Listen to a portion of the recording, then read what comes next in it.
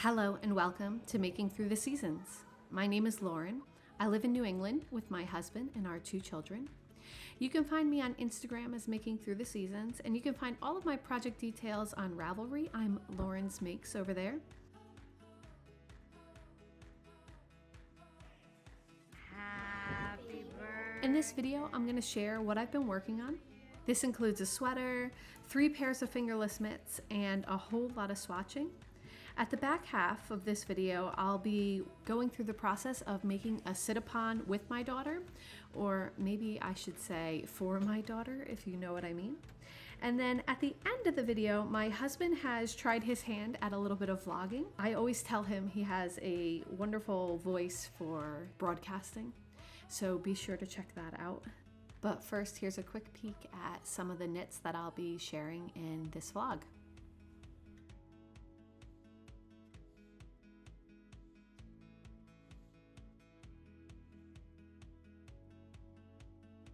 If you joined me in Vlogtober, you might have seen me using my ankle loom to weave a band.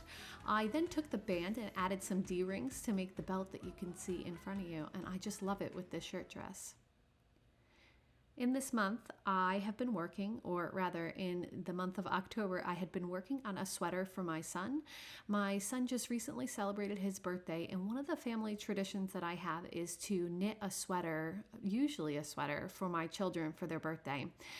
This one here, I knit for him out of some Barocco Ultra Alpaca. I had used the pumpkin color yarn for a sweater for myself, and I had a bunch left over.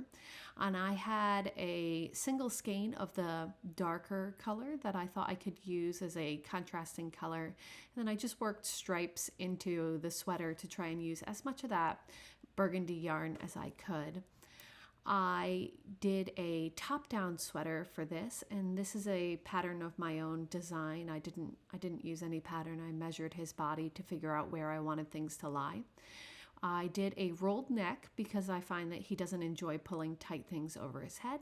And then one of the things that you'll have just seen is in the back of the sweater, I use some of the orange yarn to just mark out where the back of the sweater is by putting the letter E in there. I find that with hand knit sweaters and children, sometimes they get frustrated trying to figure out which is the front and which is the back without some sort of visual aid to help them. So I thought that that was a fun little bonus add in there to help him to figure out which way to put on his sweater when he puts it on. If his happy dance is anything to go by, I'd say he likes it. Next up is a pair of fingerless mitts. I had seen a quilt on Farm and Folk's Instagram feed a few years ago, many years ago maybe, and I loved the aesthetic of this quilt. I screenshotted it and had all intentions of trying to recreate a quilt similar to it, but I just never got around to it. And I decided that I was going to use the sort of design style of that quilt and make myself some fingerless mitts.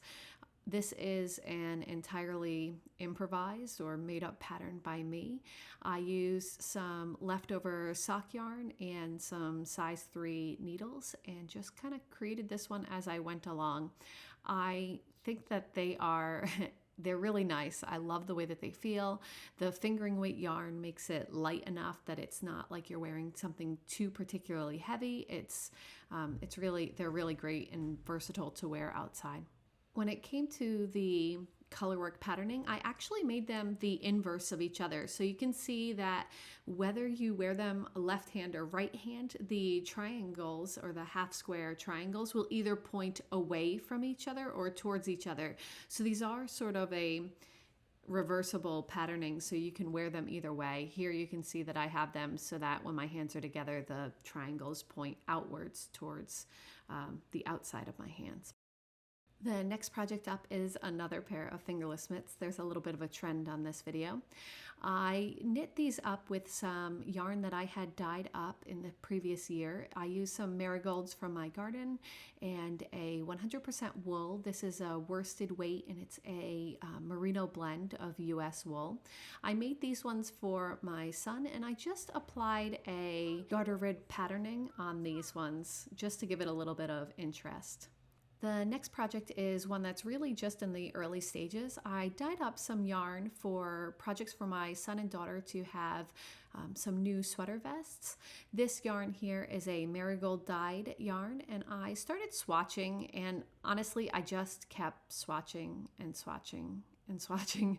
None of the patterns seemed to be exactly what I was looking for. Eventually, I stumbled upon this cabled pattern here that I think is probably the best one. And then I thought I need to really offset that with some seed stitch. And I think I finally have the idea in my mind as to where to go from here. And the next project that I'm going to show here is another pair of fingerless mitts. Surprise. So this again is yarn that I had dyed myself. This is a madder. I used madder to dye this yarn, and my daughter really decided that she just absolutely needed fingerless mitts after she saw the ones that I made for my son.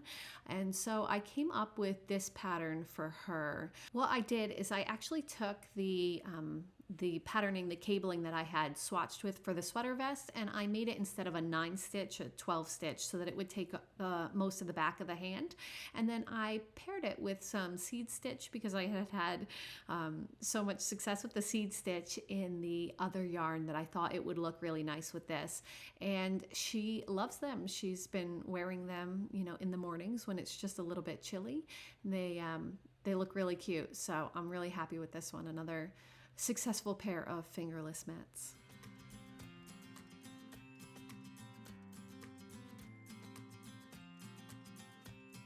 My daughter's Girl Scout troop had a camping event scheduled for the beginning of November, and she had made with her troops a sit-upon at the beginning of October. However, she wasn't happy with how it came out. She felt like it was lumpy and it just wasn't a very nice sit-upon, and so she asked the day before the camping trip was supposed to happen if we could remake the sit-upon.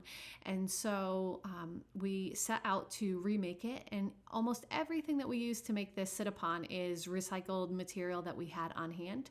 You can actually find the templates for making the sit-upons on the Girl Scouts, Girl Scout of America's website. If you just Google sit-upon, they have a PDF file as to how to make it.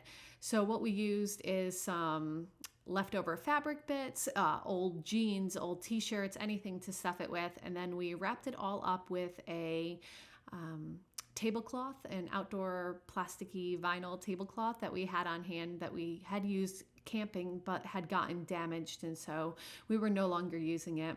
And then you use a tape and go all around the outside of it just to seal it all in, and it came out really cute. She loves it.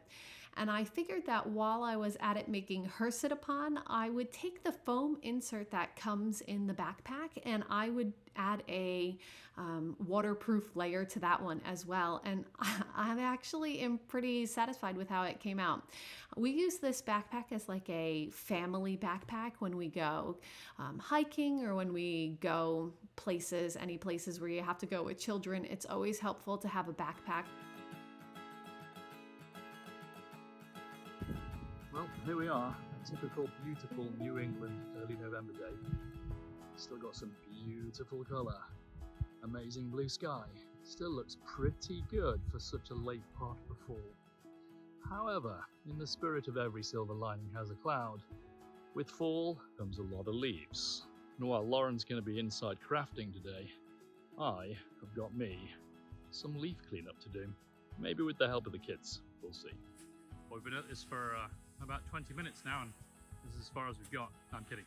And while my son is doing all the hard labor there with the manual rake, I bought my own special tool for this. This is my little blower. I think it should help us go a little faster. Things are going to get serious now.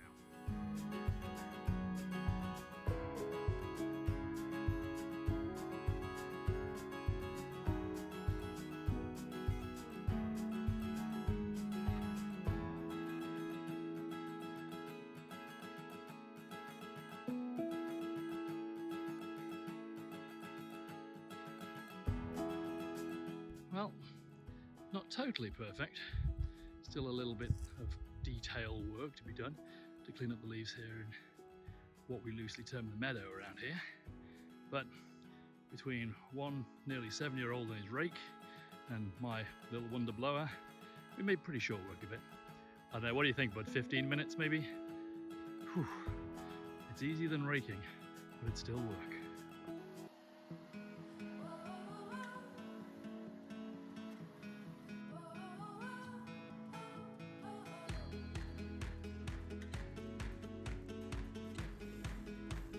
Thank you so much for joining me as I share all of my creative exploits. Until next time, take care.